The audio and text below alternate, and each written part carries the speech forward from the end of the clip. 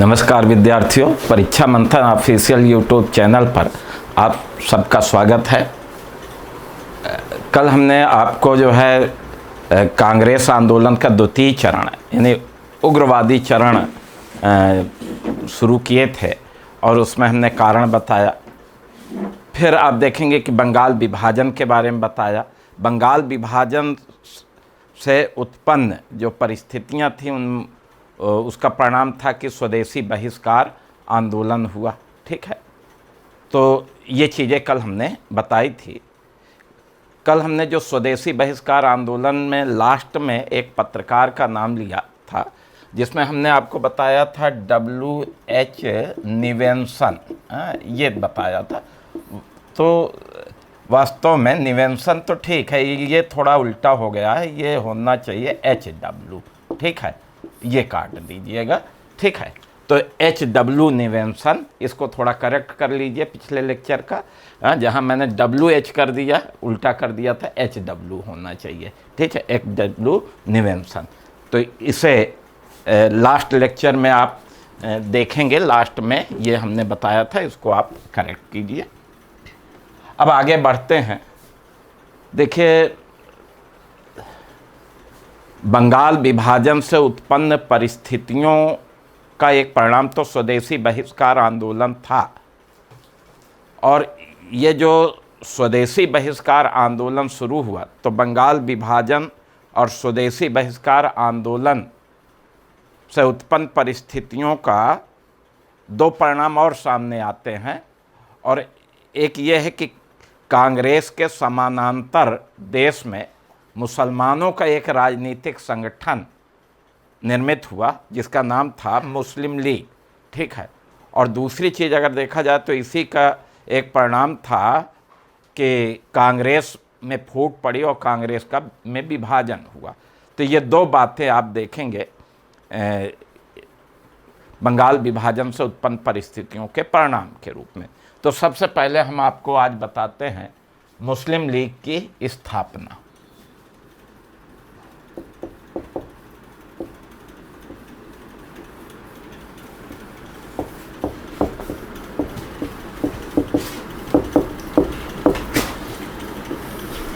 ठीक है, तो ये सबसे पहले मुस्लिम लीग की स्थापना के बारे में चर्चा करते हैं।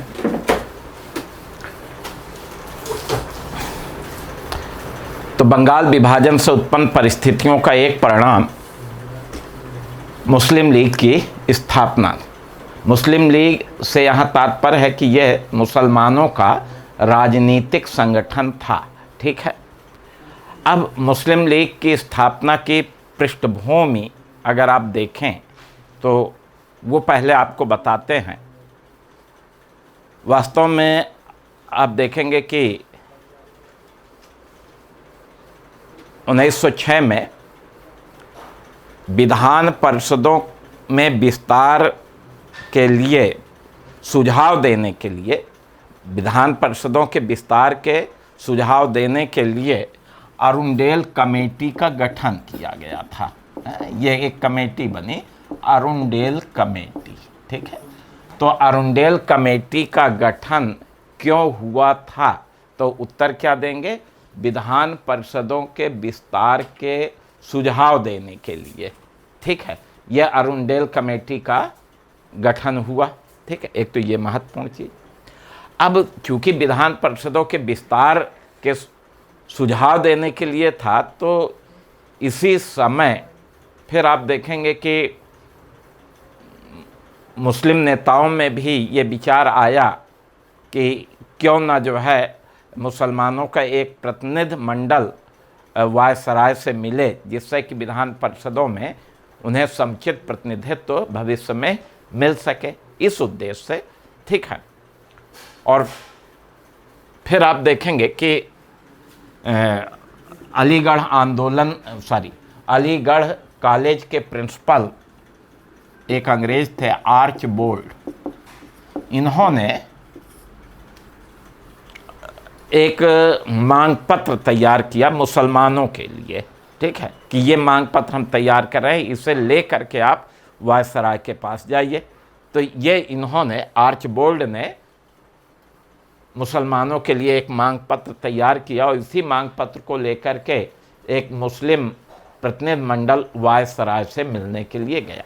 ठीक है, 1 अक्टूबर 1906 को सर आगा खां के नेतृत्व में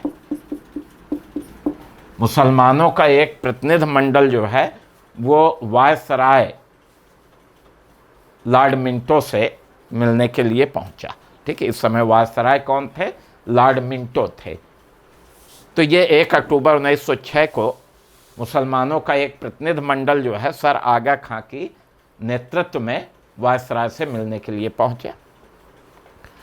अब ये जो प्रतिनिधिमंडल पहुंचा तो इस प्रतिनिधिमंडल ने अपना एक मांग पत्र प्रस्तुत किया। उस मांग पत्र में पहली चीज़ तो ये थी कि विधान परिषदों में मुसलमानों की जनसंख्या के अनुपात में अधिक सीटें मुसलमानों को दी जाए। ठीक है, एक तो ये बात। दूसरी चीज़ ये थी कि मुसलमानों के लिए पृथक निर्वाचक मंडल की व्यवस्था की जाए, उनका निर्वाचक मंडल बिल्कुल अलग होना चाहिए।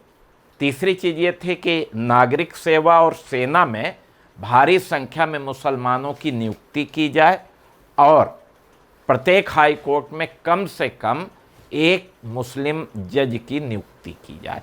तो ये मांगे थी इस प्रतिनिधिमंडल की। वायसराय लॉर्ड मिंटो ने प्रतिनिधिमंडल को सुरक्षा देने, इनको संरक्षण देने के लिए आश्वस्त किया और इससे जो है मुसलमानों का मनोबल बढ़ा कि नहीं, देखिए हम वायसराय से मिले और उन्होंने हमें आश्वासन दिया कि आपकी मांगों पर विचार किया जाएगा। ठीक है, और इसी से प्रोत्साहित होकर के मुसलमानों ने अपना एक केंद्रीय राजनीतिक दल बनाने का निश्चय किया कि हमारा अपना एक केंद्रीय राजनीतिक दल होना चाहिए और फिर इसी परिप्रेक्ष्य में आगे चल करके ये मुस्लिम लीग की स्थापना हो जाती है। ठीक है, दिसंबर 1906 में मुस्लिम एजुकेशन कॉन्फ्रेंस का सम्मेलन ढाका में आयोजित हुआ जिसमें विभिन्न प्रांतों के मुस्लिम प्रतिनिधि उपस्थित हुए। अब यहीं पर ढाका के नवाब सलीमुल्लाह खां थे। ये तो यहीं पर जब प्रत्येक प्रांत के मुस्लिम प्रतिनिधि मुस्लिम एजुकेशन कॉन्फ्रेंस के सिलसिले में ढाका में उपस्थित हुए तो इसी समय ढाका के नवाब सलीमुल्लाह खां ने मुसलमानों के एक केंद्रीय राजनीतिक संगठन बनाने का सुझाव दिया, प्रस्ताव लाया कि क्यों ना मुसलमानों का एक राजनीतिक दल हो। तो ये प्रस्ताव लाया गया और इसके बाद फिर इसी प्रस्ताव के बाद 30 दिसंबर 1906 को मुसलमानों का एक सम्मेलन पुनः ढाका में हुआ और इसकी अध्यक्षता नवाब बकर उल मुल्क ने किया। नवाब बकर उल मुल्क इन्होंने किया था। ठीक है, और फिर यहीं पर इसी मुस्लिम सम्मेलन में मुस्लिम लीग की स्थापना की गई। तो 30 दिसंबर 1906 को ढाका में मुस्लिम लीग की स्थापना हो जाती है। इसके वास्तविक संस्थापक तो सलीमुल्लाह खां थे। हाँ, फर्स्ट तो आपको यही आंसर देना चाहिए। मान लिया विकल्प में सलीमुल्लाह खां ना रहे और नवाब बकर उल मुल्क रहे तो चूँकि 30 दिसंबर को जो सम्मेलन हुआ उसकी अध्यक्षता इन्होंने की और संस्थापक ये हैं, लेकिन अगर विकल्प में इनका नाम नहीं है तो आप बकर उल मुल्क को भी लगा सकते हैं। ठीक है, तो जो भी विकल्प में रहे, पहला विकल्प ज़्यादा उपयुक्त, अगर ये विकल्प नहीं रहते तब इनका उपयोग आप कर सकते हैं। अब इस तरह से 30 दिसंबर 1906 को ढाका में मुस्लिम लीग की स्थापना हो जाती है। ठीक है, अब मुस्लिम लीग के उद्देश्य क्या थे? तो पहला उद्देश्य अगर इनका देखें तो इनका पहला उद्देश्य ये था कि मुसलमानों में अंग्रेज़ों के प्रति, ब्रिटिश सरकार के प्रति वफादारी की भावना पैदा करना कि हम अंग्रेज़ों के प्रति वफादार रहें, और मुसलमानों और अंग्रेज़ों के प्रति जो गलत फहमी पैदा हो गई है उस गलत फहमी को दूर करना। तो पहला उद्देश्य तो ये रहा। दूसरा उद्देश्य ये रहा कि मुसलमानों के राजनीतिक हितों और अन्य हितों की सुरक्षा करना। जो मुसलमानों के राजनीतिक हित हैं उनकी सुरक्षा करेंगे, अन्य हितों की सुरक्षा करेंगे। तीसरी चीज़ यह है कि मुसलमानों की मांगों को एकत्रित करके ब्रिटिश सरकार तक पहुंचाना। तो इन उद्देश्यों के साथ ये मुस्लिम लीग की स्थापना हुई। ठीक है। अब मुस्लिम लीग की स्थापना 30 दिसंबर 1906 को हो गई, लेकिन फिर आगे दिसंबर 1907 में अगर आप देखें तो दिसंबर 1907 में कराची में मुस्लिम लीग के संविधान का निर्माण हुआ। मुस्लिम लीग का जो संविधान बना वो 1907 में बना। ठीक है। मुस्लिम लीग का पहला नियमित सम्मेलन अगर देखें तो इसका पहला नियमित सम्मेलन 1908 में अमृतसर में हुआ। अमृतसर में, ठीक है। और इसकी अध्यक्षता सैयद अली इमाम ने किया था। सैयद अली इमाम। तो यह पहला नियमित सम्मेलन हुआ। ठीक है। और फिर आप देखेंगे कि इसके बाद सर आगा खां को इसका स्थायी अध्यक्ष बना दिया गया। फिर कई वर्षों तक आगा खां ही मुस्लिम लीग के स्थायी अध्यक्ष बने रहे। तो ये मुस्लिम लीग की स्थापना के बारे में। तो बंगाल विभाजन और स्वदेशी बहिष्कार आंदोलन से उत्पन्न परिस्थितियों का एक परिणाम हमने आपको बताया कि वो मुस्लिम लीग की स्थापना इस दौरान हुई। ठीक है।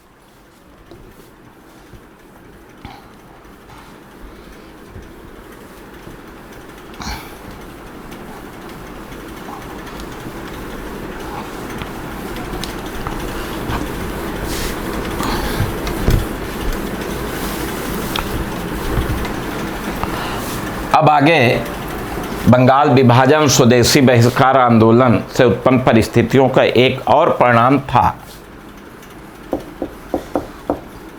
कांग्रेस में फूट। ठीक है।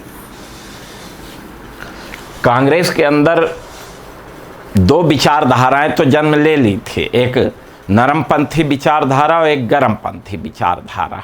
ठीक है। लेकिन अंततः 1907 के अंत तक आते आते कांग्रेस के अंदर फूट पड़ जाती है। अब आप देखेंगे कि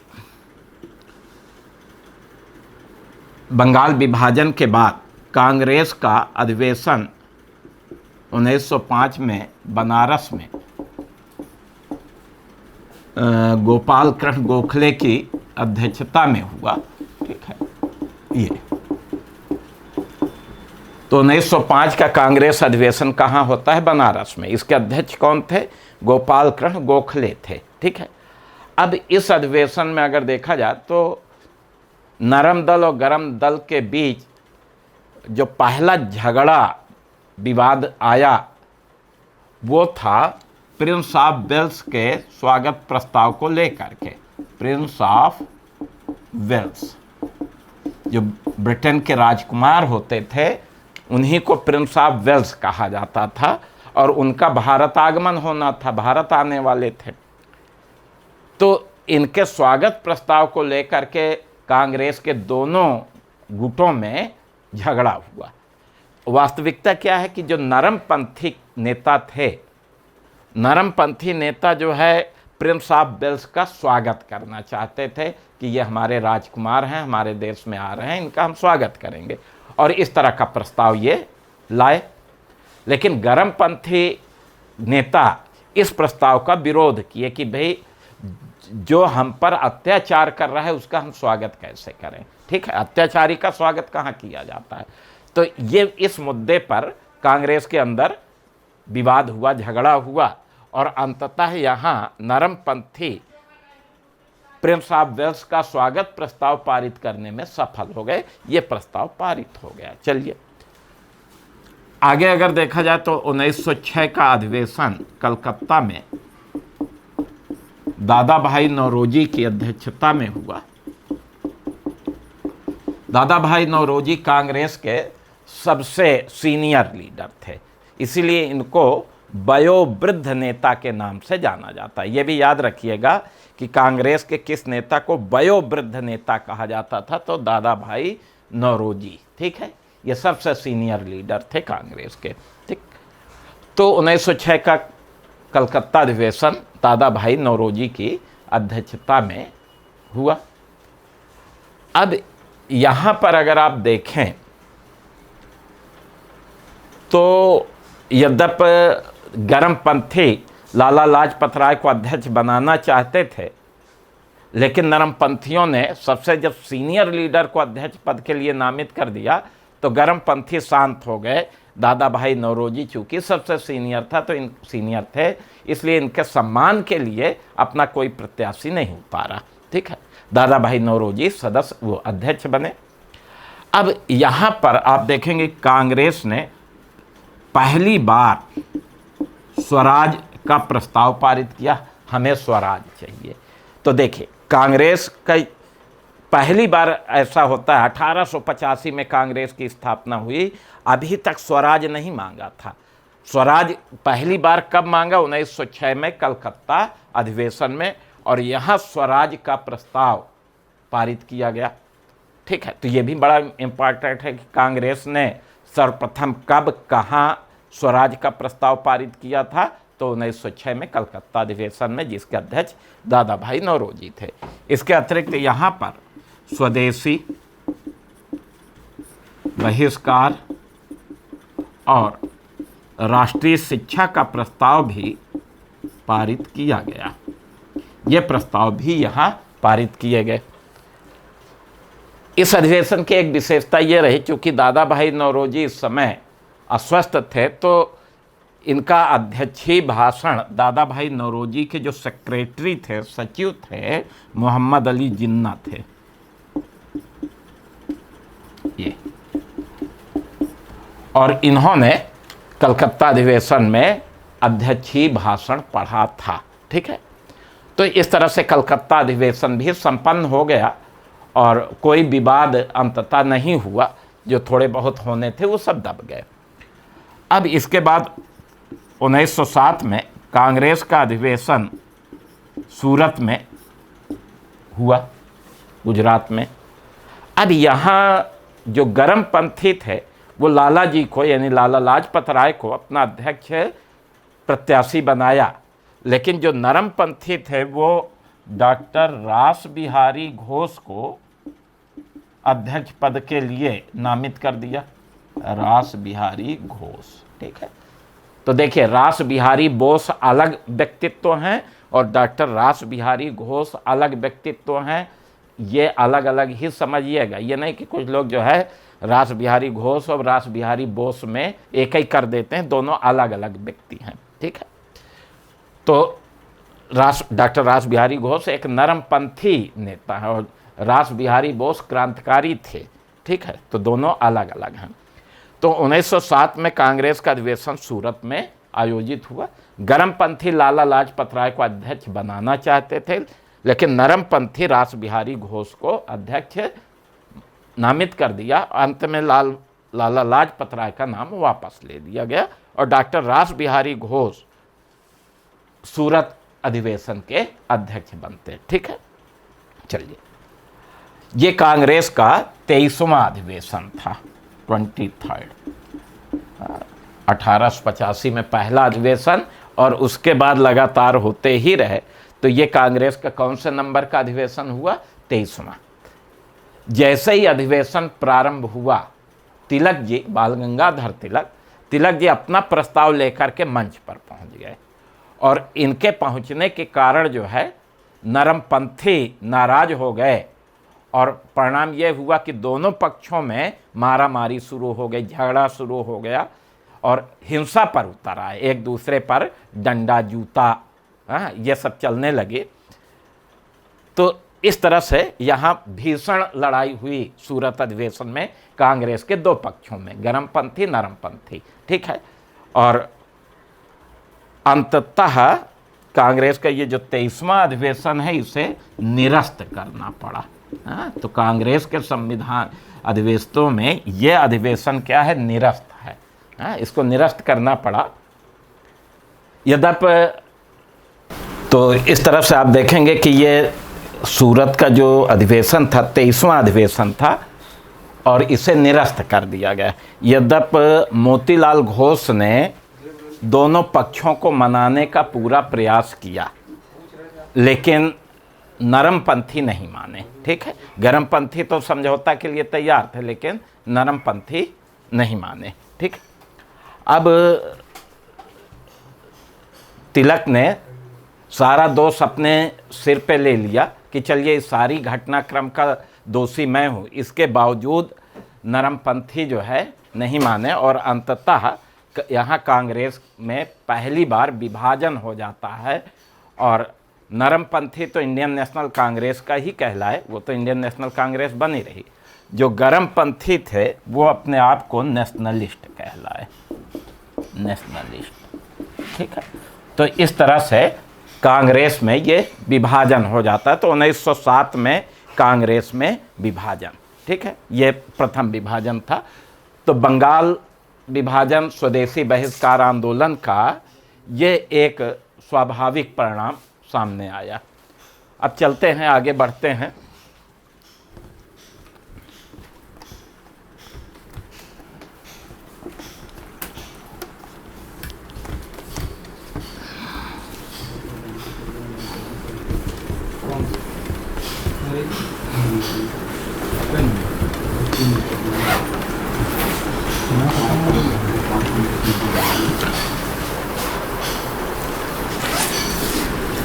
दिल्ली दरबार का आयोजन, दिल्ली दरबार का आयोजन 1911।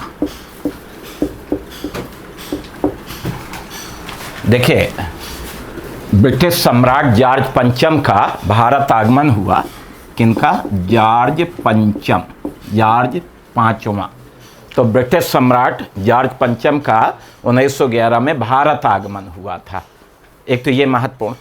अब जॉर्ज पंचम के सम्मान में ही आप देखेंगे कि 12 दिसंबर 1911 को दिल्ली में एक भव्य दरबार का आयोजन किया गया।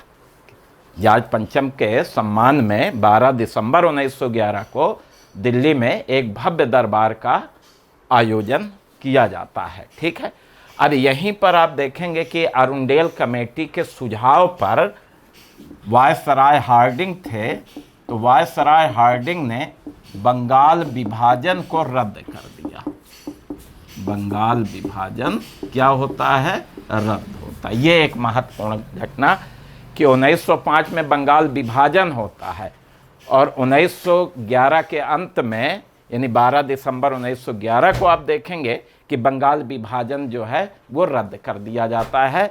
अब दोनों बंगाल को एक कर दिया गया, यानी जो पूर्वी बंगाल असम नया राज्य बनाया गया था और ये शेष बंगाल दोनों एक कर दिया गया। तो ये एक महत्वपूर्ण बात रही कि बंगाल विभाजन रद्द हुआ, दोनों बंगाल एक कर दिए गए, नंबर 1। नंबर 2, यहीं पर यह घोषणा की गई कि बिहार एवं उड़ीसा अब ये नए प्रांत बनाए जाएंगे। ये बंगाल से अलग होकर के ये दोनों क्या हो गए? नए प्रांत बनेंगे। तो अब जो है बिहार अलग प्रांत बन गया और उड़ीसा अलग प्रांत बन गया। असम को अगर देखा जाए तो इसे चीफ कमिश्नर प्रांत बनाया गया, यानी छोटा प्रांत होने के कारण यहाँ का प्रशासक एक चीफ कमिश्नर होगा। तो बंगाल विभाजन रद्द होता है, एक बात। दूसरी बात, बिहार उड़ीसा को नया प्रांत बनाया गया, असम को चीफ कमिश्नर प्रांत बना दिया गया। एक तो ये बात है। दूसरी चीज़, यहीं पर यानी 12 दिसंबर 1911 को जो दिल्ली दरबार आयोजित हुआ, यहीं पर यह घोषणा की गई कि अब भारत की राजधानी कलकत्ता के स्थान पर दिल्ली बनाई जाएगी। अभी तक भारत की राजधानी कलकत्ता थी 1912 तक, ठीक है। ये तो घोषणा हुई 12 दिसंबर 1911 को, और वास्तव में दिल्ली राजधानी कब बनी? 1912 में, ठीक है। 12 दिसंबर को 1911 को घोषणा कर दी गई। 1912 में कलकत्ता के स्थान पर भारत की राजधानी दिल्ली बनाई गई। तो इसी को ये दिल्ली दरबार का आयोजन है। तो दिल्ली दरबार किसके सम्मान में? जॉर्ज पंचम के सम्मान में, ठीक है। क्या महत्वपूर्ण घोषणा हुई? बंगाल विभाजन रद्द, बिहार उड़ीसा नया प्रांत, असम चीफ कमिश्नर प्रांत, और भारत की राजधानी कलकत्ता के स्थान पर दिल्ली बनाई जाएगी, ठीक है। तो चलिए, ये हमने आपको दिल्ली दरबार के आयोजन के बारे में बताया। अब आगे बढ़ते हैं। आगे देखें तो 1914 में प्रथम विश्व युद्ध प्रारंभ हो गया, जो 1918 तक लड़ा गया। यद्यपि वो विश्व इतिहास का मुद्दा है, हमें आपको भारत का इतिहास पढ़ाना है, तो लेकिन प्रथम विश्व युद्ध के दौरान भारत में राष्ट्रीय आंदोलन की क्या प्रगति रही वो हम आपको बताएंगे। तो आगे हम बताते हैं आपको प्रथम विश्व युद्ध के दौरान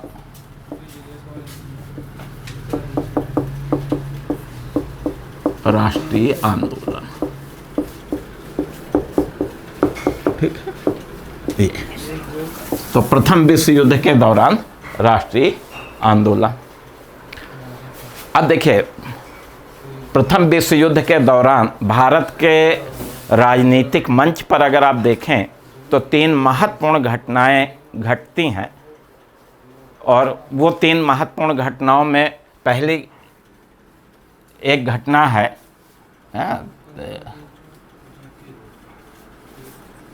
कांग्रेस में गरम दल का विलय। 1907 में गरम दल वाले कांग्रेस से हटा दिए गए थे, बाहर कर दिए गए थे, ठीक है।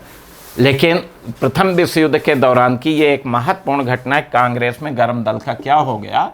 विलय हो गया। ये दिसंबर 1916 की घटना है, ठीक है।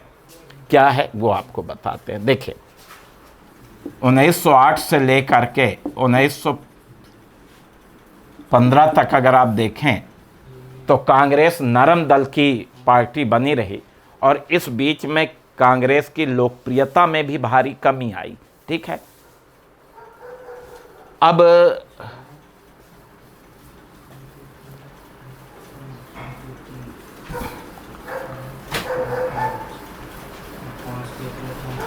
इस समय तक अगर आप देखें तो कांग्रेस में गरम दल के जो सबसे बड़े विरोधी थे वो थे फिरोज शाह मेहता, गोपाल कृष्ण गोखले। ये गरम दल वालों के विरोधी थे। लेकिन 1915 ईस्वी में इन दोनों की, यानी फिरोज शाह मेहता और दूसरे कौन है? गोपाल कृष्ण गोखले, ठीक है। ये दोनों नरमपंथी नेता हैं और गरम दल के विरोधी। 1915 ईस्वी में इन दोनों नरमपंथी नेताओं की मृत्यु हो गई। फिरोज शाह मेहता की भी मृत्यु हो गई, गोपाल कृष्ण गोखले की भी मृत्यु हो गई। परिणाम क्या हुआ कि कांग्रेस के अंदर जो गरम दल का विरोध था वो इनके कारण, और ये दोनों अब रहे नहीं, तो क्या होगा कि कांग्रेस में गरम दल का विरोध ठंडा पड़ जाएगा। तो कांग्रेस में पहली चीज तो यह है कि अब गरम दल का विरोध करने वाले कोई प्रमुख नेता नहीं थे, इसलिए अब विलय का रास्ता खुलने लगा। फिर आप देखेंगे कि 1915 में ही कांग्रेस का अधिवेशन बंबई में एसपी सिन्हा की अध्यक्षता में हुआ। ये तो 1915 में कांग्रेस का अधिवेशन कहाँ होता है? बंबई में। इसके अध्यक्ष कौन थे? एसपी सिन्हा। अब यहाँ पर क्या हुआ इस अधिवेशन में?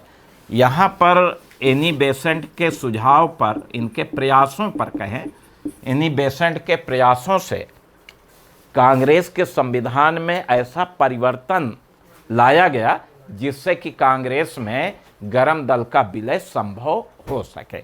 तो ये परिवर्तन तो एनी बेसेंट का प्रयास बहुत ज़बरदस्त रहा, जिससे कि कांग्रेस में गरम दल का विलय हो सका। हाँ, तो इसमें एक महत्वपूर्ण भूमिका किसने अदा की? एनी बेसेंट ने। ठीक है।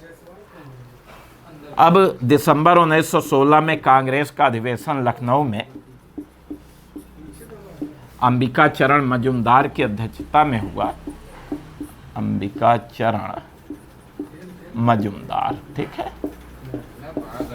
इनकी अध्यक्षता में हुआ।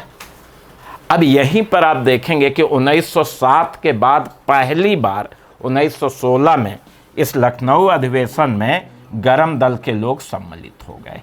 इन्हें 1907 में जो सूरत में विभाजन हुआ, 1916 में लखनऊ अधिवेशन में फिर गरम दल वाले कांग्रेस में आ गए, वापस आ जाते हैं।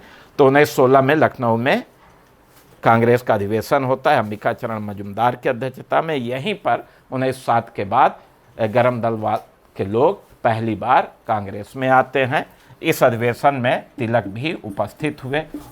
तिलक पूना सार्वजनिक सभा के प्रतिनिधि के रूप में इस अधिवेशन में सम्मिलित हुए।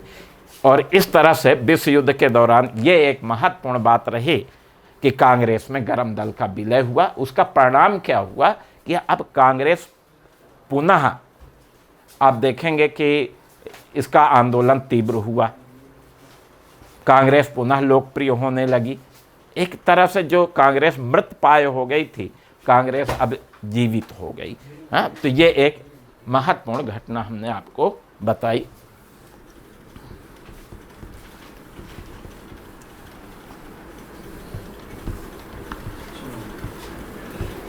अब प्रथम विश्व युद्ध के दौरान दूसरी महत्वपूर्ण घटना अगर देखें, वो है कांग्रेस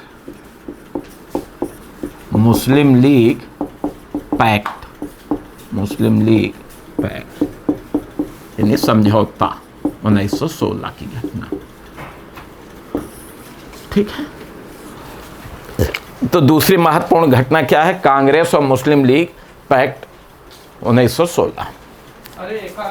यद्यपि कांग्रेस मुस्लिम लीग दोनों एक दूसरे के विरोधी थे, ठीक है, दोनों के उद्देश्य अलग अलग थे, ठीक, लेकिन फिर भी 1916 में कांग्रेस और मुस्लिम लीग के बीच में आप देखेंगे कि समझौता हुआ। ठीक। अब कांग्रेस मुस्लिम लीग पैक्ट को, क्योंकि ये पैक्ट लखनऊ में हुआ था, तो इसलिए इसे लखनऊ पैक्ट के नाम से भी जाना जाता है। कांग्रेस मुस्लिम लीग पैक्ट के दो प्रमुख कारण थे। पहला कारण ये था कि प्रथम विश्व युद्ध में आप देखेंगे कि जो अंग्रेज था, ब्रिटेन था, वो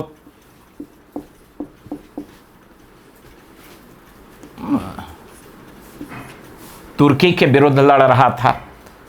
तो ब्रिटेन द्वारा तुर्की पर आक्रमण किए जाने से भारत के मुसलमान नाराज थे, क्योंकि तुर्की एक मुस्लिम राष्ट्र था और तुर्की का जो सुल्तान था वो खलीफा भी होता था। हाँ?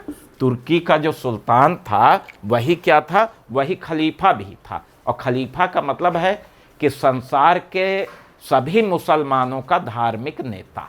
संसार में, दुनिया में कहीं भी कोई मुसलमान है, उन सब का धार्मिक नेता क्या कहलाता है? खलीफा। ठीक है। यानी मुस्लिम संप्रदाय का सबसे बड़ा धर्माचार्य खलीफा होता है, और जो तुर्की का सुल्तान है वही खलीफा है। और अंग्रेजों ने तुर्की पर आक्रमण कर दिया, इसलिए भारत के मुसलमान अंग्रेजों से नाराज हो जाते हैं। तो एक कारण तो यह है कांग्रेस मुस्लिम लीग पैक्ट के बीच में। दूसरी चीज अगर आप देखें तो इस समय तक जो मुस्लिम लीग का नेतृत्व है वो मध्य वर्ग के हाथ में आ गया। अभी तक आप देखेंगे कि मुस्लिम लीग का नेतृत्व जो है परंपरावादी, रूढ़िवादी मुस्लिम लोगों के हाथ में था, लेकिन इस समय तक मुस्लिम लीग का नेतृत्व अंग्रेजी पढ़े लिखे मध्य वर्गीय लोगों के हाथ में आया, जो अन्य दलों के साथ मिल करके स्वराज्य के लिए काम करना चाहते थे। तो जैसे मोहम्मद अली जिन्ना, मजहरुल हक, ये सब जो नेता थे ये चाहते थे कि मुस्लिम लीग जो है अन्य दलों के साथ मिलकर के आज़ादी की लड़ाई लड़े। तो इस कारण से भी कांग्रेस मुस्लिम लीग में समझौता होता है, पैक्ट होता है। ठीक है, चलिए अब मुस्लिम लीग आप देखेंगे कि साथ साथ काम करने की जो विचारधारा है, तो मुस्लिम लीग के साथ साथ काम करने की विचारधारा 1914 से ही प्रारंभ हो गई थी।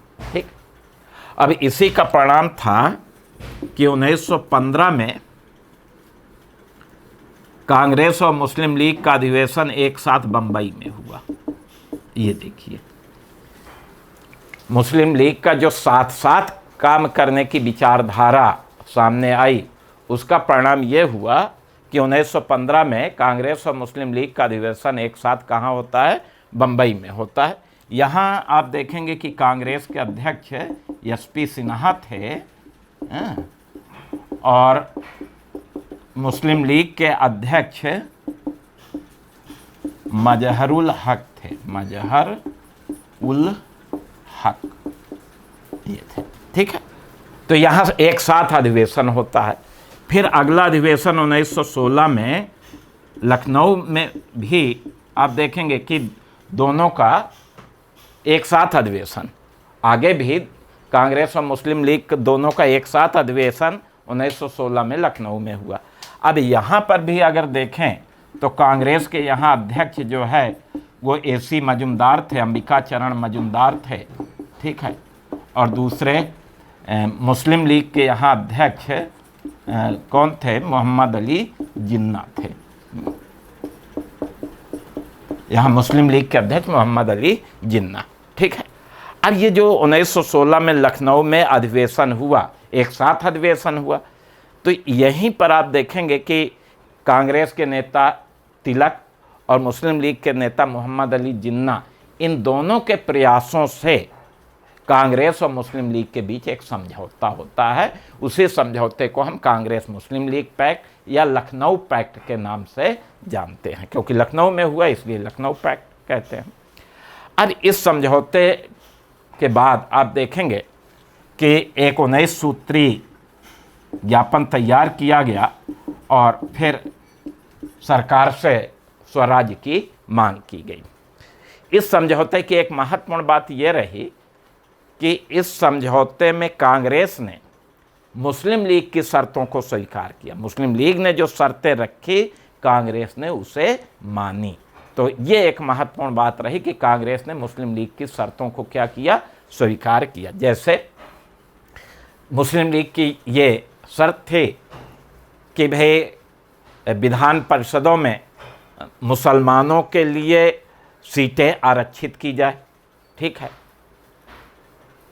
उनकी जनसंख्या से अधिक अनुपात में सीटें आरक्षित की जाए, कांग्रेस ने मान ली। फिर दूसरी मांग ये थी कि मुसलमानों के लिए पृथक निर्वाचक मंडल होना चाहिए, कांग्रेस ने मान ली। तीसरी बात यह है कि चूंकि संयुक्त अधिवेशन होना है, तो अगर कोई प्रस्ताव किसी संप्रदाय के विरुद्ध है और उस संप्रदाय के 3/4 सदस्य उसका विरोध करते हैं, तो वो प्रस्ताव स्वतः रद्द हो जाएगा। ठीक है, तो ये एक महत्वपूर्ण बात रही। इसके बाद अगर आप देखें तो इस समझौते में एक बात और निहित थी कि भारतवर्ष अनेक समुदायों का देश है और हर वर्ग के हित, अलग अलग समुदायों के हित अलग अलग हैं। तो इस तरह की भी बात इसमें की गई। तो ये कांग्रेस मुस्लिम लीग पैक्ट था जो साथ साथ आंदोलन करने के लिए समझौता करते हैं। लेकिन महत्वपूर्ण बात यह है कि कांग्रेस ने यहाँ पर मुस्लिम लीग की शर्तों को स्वीकार किया। इसी परिप्रेक्ष्य में एक इतिहासकार हैं डॉक्टर आरसी मजुमदार। तो आरसी मजुमदार ने 1916 के लखनऊ पैक्ट या मुस्लिम लीग पैक्ट के बारे में लिखा है कि कांग्रेस ने सचमुच में 1916 में 30 साल बाद के पाकिस्तान की नींव डाल दी थी। यानी जो पाकिस्तान 30 साल बाद बना, कांग्रेस ने तो उसकी नींव डाल दी थी 1916 में ही। ये किसका स्टेटमेंट है? आरसी मजुमदार का। तो ये दूसरी महत्वपूर्ण घटना हमने आपको बताई कांग्रेस मुस्लिम लीग पैक्ट की। ठीक है,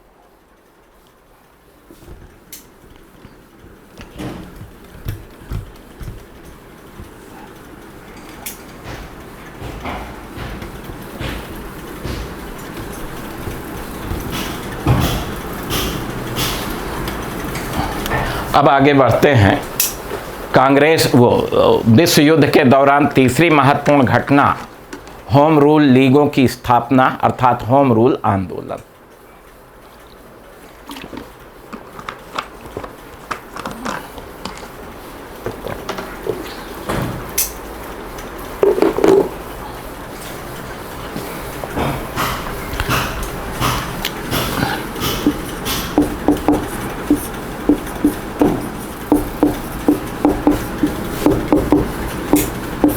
होम रूल आंदोलन। अब देखिए, प्रथम विश्व युद्ध के एक महत्वपूर्ण घटना क्या है? होम रूल आंदोलन। अब देखेंगे कि 1916 का जो वर्ष है, तो 1916 का वर्ष जो है स्वराज प्राप्ति के आंदोलन का एक महत्वपूर्ण वर्ष है। यानी इस वर्ष अगर आप देखें तो स्वराज प्राप्ति के लिए दो होम रूल लीग की स्थापना होती है। इसलिए 1916 का वर्ष माना जाता है कि यह स्वशासन प्राप्ति के आंदोलन का महत्वपूर्ण वर्ष है। पहले हम आपको बताएंगे तिलक की होम रूल लीग। तिलक की होम रूल लीग, ठीक है, 1916। देखिए, 1908 में तिलक को गिरफ्तार करके बर्मा के मांडले जेल में भेज दिया गया था। इन्हें 6 वर्ष की सज़ा सुनाई गई थी। 6 वर्ष की सज़ा काटने के बाद तिलक 1914 ईस्वी में मांडले जेल से रिहा होकर के पूना वापस आए। ठीक है, एक तो ये। दूसरी चीज़ ये है कि जब तिलक पूना वापस आए तो तिलक के नेतृत्व में एक बार फिर राष्ट्रवादी नेता संगठित होने लगे। ठीक है, फिर राष्ट्रवादी संगठित हुए। लेकिन इस समय अगर आप देखें तो इस समय राष्ट्रवादियों के लिए कांग्रेस के दरवाजे बंद थे। गरमपंथियों के लिए या राष्ट्रवादियों के लिए कांग्रेस के दरवाजे बंद थे। इसलिए तिलक के मन में होम रूल लीग की स्थापना का विचार आया कि भाई कांग्रेस के दरवाजे बंद हैं तो हम चुप तो रहेंगे नहीं, हम स्वशासन प्राप्ति के लिए होम रूल लीग स्थापित करते हैं और इसके माध्यम से आंदोलन करते हैं। तो इस तरह से आप देखेंगे कि तिलक के मन में एक होम रूल लीग की स्थापना का विचार आ जाता है। इसके बाद फिर आप देखेंगे कि अप्रैल 1916 में राष्ट्रवादियों का एक सम्मेलन बेलगांव में हुआ, कर्नाटक में बेलगांव। ठीक है, तो अप्रैल 1916 ईस्वी में राष्ट्रवादियों का सम्मेलन कहाँ होता है? बेलगांव में। और फिर यहीं पर तिलक ने अपनी होम रूल लीग की स्थापना की। तो तिलक ने कहाँ अपनी होम रूल लीग स्थापित की? बेलगांव में। कब? अप्रैल 1916 में। अब तिलक इसके संस्थापक तो हैं, लेकिन तिलक ने अपनी होम रूल लीग में कोई पद नहीं लिया। अब इसके अध्यक्ष, तिलक के होम रूल के अध्यक्ष कौन थे? Joseph Baptista. ये अध्यक्ष थे और इसके सचिव थे एनसी केलकर। ठीक है, तो तिलक ने जो होम रूल लीग स्थापित की उसके अध्यक्ष किसे बनाया गया? जोसेफ बैप्टिस्टा को। और सचिव किसे बनाया गया? एनसी केलकर को। ठीक, एक तो ये चीज़, स्वयं कोई पद नहीं लिया, संस्थापक स्वयं थे। अब तिलक के होम रूल लीग का क्षेत्र अगर देखा जाए तो बंबई को छोड़ करके संपूर्ण महाराष्ट्र, कर्नाटक, बरार और मध्य प्रांत, तो तिलक जो की होम रूल लीग किन क्षेत्रों में सक्रिय थी? तो तिलक की होम रूल लीग बंबई को छोड़ करके महाराष्ट्र, कर्नाटक, बरार और मध्य प्रांत में सक्रिय थी। ये क्षेत्र था तिलक का। ठीक, उद्देश्य अगर देखा जाए कि तिलक की होम रूल लीग का उद्देश्य क्या था, तो तिलक की होम रूल तिलक की होम रूल लीग का उद्देश्य अगर देखें तो इनका उद्देश्य था ब्रिटिश साम्राज्य के अंतर्गत स्वशासन प्राप्त करना। ब्रिटिश साम्राज्य के अंतर्गत स्वशासन। ठीक है, इसका मतलब यह है कि हम ब्रिटेन की अधीनता तो स्वीकार करेंगे, लेकिन भारत की सत्ता जो है भारतीयों के हाथ में होगी। ठीक है, तो ये इनका उद्देश्य था, ब्रिटिश साम्राज्य के अंतर्गत स्वशासन प्राप्त करना। फिर आप देखेंगे कि तिलक ने स्वराज्य, राष्ट्रीय जागरण, राष्ट्रीय शिक्षा का व्यापक रूप से प्रचार प्रसार किया। ठीक है, इस समय इनका ये नारा कि स्वराज्य मेरा जन्म सिद्ध अधिकार है, हम इसे लेकर रहेंगे, बहुत लोकप्रिय हुआ। तो फिर आप देखेंगे कि तिलक जो है व्यापक रूप से होम रूल आंदोलन का प्रचार प्रसार किया। तो ये तो तिलक की होम रूल लीग हो गई।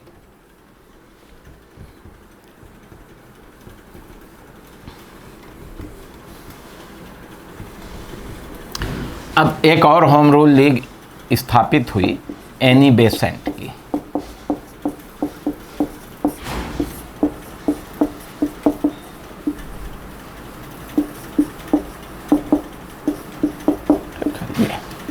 तो दूसरी होम रूल लीग जो स्थापित हुई इस समय, उसको किसने स्थापित किया था? Annie Besant. Annie Besant Ireland की रहने वाली महिला थी, और चूंकि आयरलैंड में भी आप देखेंगे कि आंदोलन चल रहा था, स्वशासन का आंदोलन चल रहा था, तो एनी बेसेंट जो है आयरलैंड के होम रूल आंदोलन के जो प्रणेता थे, रैंडमास, इनसे बड़ी प्रभावित थी।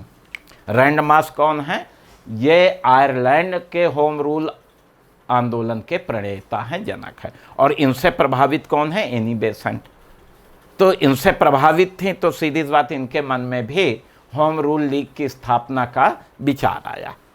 भारत में Annie Besant home rule league स्थापित करने से पहले इन्होंने 1914 में इंग्लैंड में यानी लंदन में एक होम रूल लीग की स्थापना कर चुकी थी। यानी एनी बेसेंट ने सर्वप्रथम 1914 में लंदन में या इंग्लैंड में एक होम रूल लीग स्थापित की थी। जहाँ तक भारत की है तो सितंबर 1916 में एनी बेसेंट ने होम रूल लीग की स्थापना की, और फिर इसका इन्होंने मुख्यालय मद्रास के पास अडेयार, क्योंकि अडेयार थियोसॉफिकल सोसाइटी का भी मुख्यालय था और एनी बेसेंट थियोसॉफिकल सोसाइटी के अध्यक्ष भी थे, तो इन्होंने अपनी होम रूल लीग का मुख्यालय भी अडेयार ही बना दिया। ठीक है, तो सितंबर 1916 में एनी बेसेंट ने होम रूल लीग की स्थापना कर दी, इसका मुख्यालय अडेयार बनाया गया। अब स्वयं ये इसकी अध्यक्ष रही एनी बेसेंट, यानी इस लीग के अध्यक्ष स्वयं एनी बेसेंट ही थी, और इसके सचिव जो है वो रामास्वामी अय्यर थे। रामास्वामी अय्यर, ये इसके सचिव थे। ठीक है, अब एनी बेसेंट की जो होम रूल थी वो अखिल भारतीय थी, ये किसी एक क्षेत्र तक सीमित नहीं थी। जैसे तिलक की महाराष्ट्र, कर्नाटक, बरार, मध्य प्रांत तक ही सीमित थी, लेकिन इनके होम रूल लीग क्या थी? अखिल भारतीय थी। ठीक है, अब आप देखेंगे कि एनी बेसेंट की होम रूल लीग की जो शाखाएं थी, लगभग 200 शाखाएं देश में स्थापित हो गईं। कई देश के बड़े नेता इनकी होम रूल लीग में सम्मिलित हुए। मोतीलाल नेहरू, जवाहरलाल नेहरू, तेज बहादुर सप्रू, बीपी वाडिया, सर सुब्रमण्यम अय्यर, मोहम्मद अली जिन्ना भी इनके होम रूल लीग के सदस्य थे। तो ये देश के बड़े नेता इनके होम रूल लीग में सम्मिलित हो जाते हैं। इनका उद्देश्य भी ब्रिटिश साम्राज्य के अंतर्गत स्वशासन प्राप्त करना था, कि आंतरिक शासन हमारे हाथ में हो, हम ब्रिटेन की अधिक सत्ता स्वीकार करेंगे। ठीक है, तो ये इनका उद्देश्य था। एनी बेसेंट अपने 2 अखबार, एक तो न्यू इंडिया का प्रकाशन ये करती थी और दूसरा कॉमनवेल्थ। इन दोनों के माध्यम से आप देखेंगे कि इन्होंने अपनी होम रूल लीग के उद्देश्यों को स्पष्ट किया, होम रूल लीग का प्रचार प्रसार किया। फिर आप देखेंगे कि इन्होंने एक लेख भारत एक राष्ट्र नामक लेख लिखा और इसमें इन्होंने भारत के लिए आज़ादी, भारत के लिए स्वशासन की मांग की कि भारत को स्वशासन भारतीयों को दिया जाए। ठीक है, तो इस तरह से आप देखेंगे कि एनी बेसेंट होम रूल आंदोलन शुरू किया। अब होम रूल आंदोलन को अगर देखा जाए तो ये व्यापक पैमाने पर देश में चला, लोगों में राष्ट्रीय जागरण किया, राष्ट्रीय शिक्षा के लिए व्यापक रूप से प्रचार प्रसार किया गया। इसने देश के युवकों को संगठित किया और ब्रिटिश शासन के विरुद्ध उनमें आक्रोश पैदा किया। ये सब विशेषता रही है होम रूल आंदोलन की। तिलक और एनी बेसेंट के आंदोलन से जनता पूरे जोश से भर गई थी। आप देखेंगे कि इसी समय जून 1917 में, तो जून 1917 में अगर आप देखें तो सरकार ने एनी बेसेंट को गिरफ्तार करके इनके घर में ही नज़रबंद कर दिया। ठीक है, तो इनके घर में ही नज़रबंद कर दिया गया। अब एनी बेसेंट की गिरफ्तारी के विरोध स्वरूप आप देखेंगे कि जो सर सुब्रमण्यम अय्यर थे, ये इन्होंने जो अपनी सर की उपाधि, इसे नाइटहुड के नाम से भी जाना जाता है,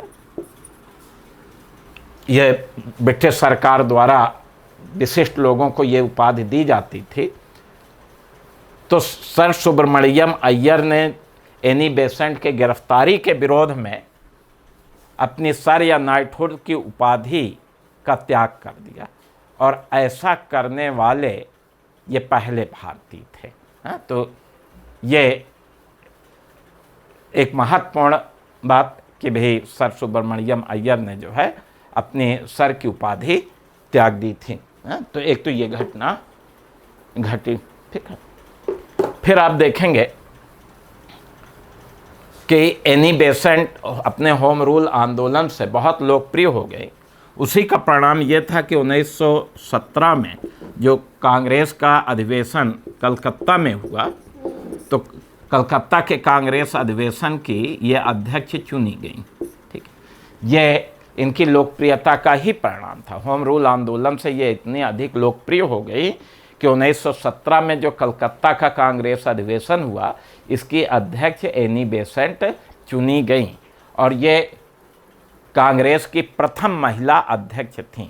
यद्यपि ये आयरलैंड की रहने वाली विदेशी महिला थीं, इसलिए प्रथम भारतीय अध्यक्ष तो नहीं है, प्रथम भारतीय महिला अध्यक्ष सरोजिनी नायडू थी। लेकिन अगर प्रश्न आता है कि कांग्रेस की प्रथम महिला अध्यक्ष कौन था, तो उत्तर देंगे एनी बेसेंट। अगर प्रश्न आता है कांग्रेस की प्रथम भारतीय महिला अध्यक्ष कौन था, तो उत्तर देंगे सरोजिनी नायडू। चलिए आगे इसी को बढ़ाते हैं।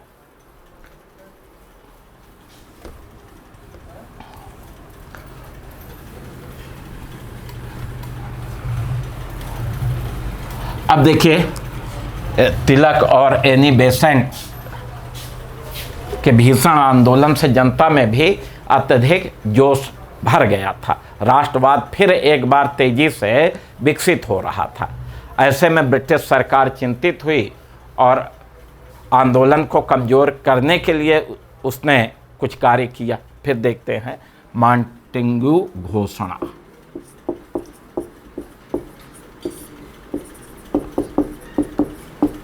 इसी को अगस्त घोषणा भी कहते हैं। 20 अगस्त 1917। देखिए, तो आंदोलन को कमज़ोर करने के लिए सरकार ने क्या किया, ये देखना है। अब देखेंगे कि देश में होम रूल आंदोलन बहुत तीव्र गति से बढ़ रहा था, ठीक है, उसको कमज़ोर करने के लिए भारत सचिव मांटेग्यू कौन है? भारत सचिव हैं। इन्होंने 20 अगस्त 1917 को जो है एक घोषणा की। इसी घोषणा को जो है हम क्या कहते हैं? मांटेग्यू घोषणा या अगस्त घोषणा, क्योंकि अगस्त महीने में ये घोषणा हुई। अब इस घोषणा में क्या था? इस घोषणा में ये कहा गया था कि ब्रिटिश सरकार का उद्देश्य भारत में स्वशासित संस्थाओं का क्रमिक विकास करना, ठीक है, ये था। तो मांटेग्यू घोषणा का उद्देश्य क्या है? भारत में स्वशासित संस्थाओं का क्रमिक विकास। ये घोषणा में कहा गया कि ब्रिटिश सरकार का उद्देश्य ये है कि वो भारत में स्वशासित संस्थाओं का धीरे धीरे विकास करेंगे, धीरे धीरे भारत सत्ता जो है भारतीयों को देंगे। ये 20 अगस्त 1917 को मांटेग्यू ने घोषित कर दिया, ठीक है। परिणाम ये हुआ कि लोग आंदोलन को छोड़ करके इधर देखने लगे कि सरकार क्या देंगे, और आंदोलन कमज़ोर पड़ने लगा। इधर क्या हुआ कि 1918 में तिलक एक मानहानि के मुकदमे में के सिलसिले में लंदन चले गए, ठीक है। सिरोल का ये एक अखबार के संपादक थे, और इन्होंने तिलक पर कुछ आरोप लगाए। उसी पर जो है सिरोल के विरुद्ध इन्होंने मानहानि का मुकदमा दायर किया था। तो उसी तिलक जो है इसी बीच में लंदन चले गए, ठीक है। और इससे क्या हुआ कि आंदोलन और कमज़ोर पड़ने लगा, ठीक है। अब इसके बाद 1918 में ही आप देखेंगे कि मांटेग्यू चेम्सफोर्ड रिपोर्ट प्रकाशित होती है कि भाई सरकार का उद्देश्य क्या है, ये इस रिपोर्ट में प्रकाशित की गई। अब जब ये रिपोर्ट प्रकाशित हुई तो कांग्रेस ने इस रिपोर्ट को बहुत ही असंतोषपूर्ण और निराशाजनक माना कि इसमें कुछ है नहीं, इससे भारतीयों को कुछ मिलने वाला नहीं है। तो ये बहुत असंतोषपूर्ण है, निराशाजनक है। लेकिन दूसरी तरफ आप देखें तो कांग्रेस के ही कुछ उदारवादी जो नेता थे, सुरेंद्र नाथ बनर्जी आदि, इन्होंने क्या किया कि अलग एक बैठक की अपनी, और अपनी इस बैठक में मांटेग्यू चेम्सफोर्ड रिपोर्ट का स्वागत किया, इसकी प्रशंसा की, और इसको कहा कि ये भारतीयों के लिए तो बिल्कुल मैग्ना कार्टा है, इससे बहुत अधिकार भारतीयों को मिलेंगे। तो इस तरह से एक बार फिर कांग्रेस में आप देखेंगे कि ये गुटबंदी शुरू हो गई, अलग अलग विचारधारा शुरू हो गई। फिर आगे 1918 में ही उदारवादियों ने क्या किया कि सुरेंद्र नाथ बनर्जी के नेतृत्व में बैठक करके स्वयं को जो है कांग्रेस से अलग कर लिया, और कांग्रेस से अलग हो करके इन्होंने उदारवादी अखिल भारतीय उदारवादी संघ की स्थापना की।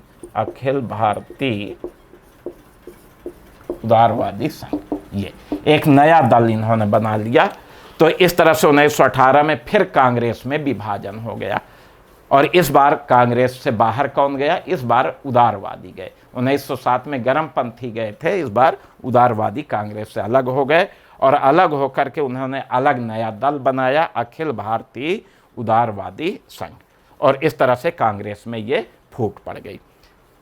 इधर होम रूल आंदोलन धीरे धीरे चलता रहा, और 1920 में जो Akhil Bharatiya home rule league थी, उसका नाम बदल करके स्वराज सभा कर दिया गया, ठीक है।